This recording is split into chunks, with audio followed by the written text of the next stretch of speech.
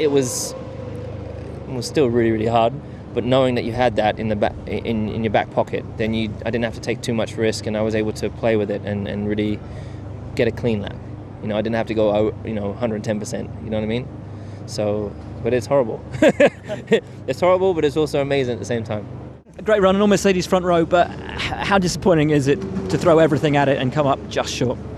It's always disappointing, of course, but today just wasn't my day out there, and Lewis did well, and so I accept that and then move on now till tomorrow, where plenty of opportunities as always, starting from the start.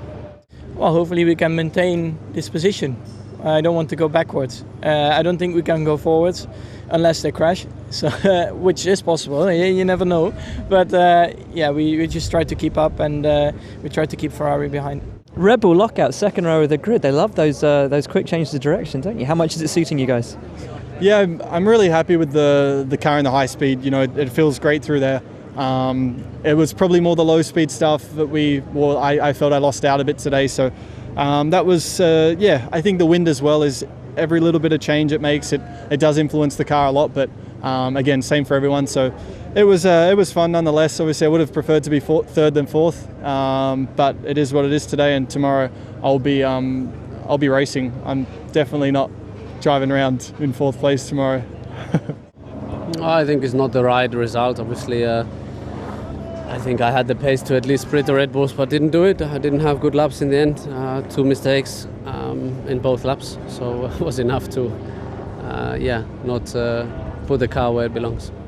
For example, Q3 was very complicated because the wind increased, and all of a sudden all the traction zones that were not too bad before were very, very tricky, fighting the rear, using a bit more the tires. And compared to Q2, not many people improved the lap time, and it just shows how fine balance a Formula 1 car lies in, and a small change in the wind just can change your whole lap. Last year, you led this Grand Prix. Tomorrow, you start in 12th place. Is that reflective of the competitive downturn that the team suffered? It's a big difference, definitely. Last year I started third. I was leading the race. Had a lot of opportunities to finish in the podium, a part of the rain at the end. So, not happy with my position at the start, definitely.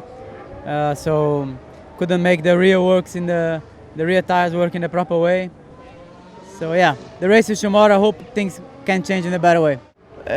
Not very happy, because definitely Q3 was possible. As you say, I haven't been comfortable with the car the whole weekend, but I think we managed to do very good progress throughout the weekend, especially from practice 3 to qualifying. Pretty solid changes, and I think we are having a good direction for the race. I think we have good information from yesterday regarding the compounds, the tires, so I'm pretty optimistic that tomorrow we can be up there in the points.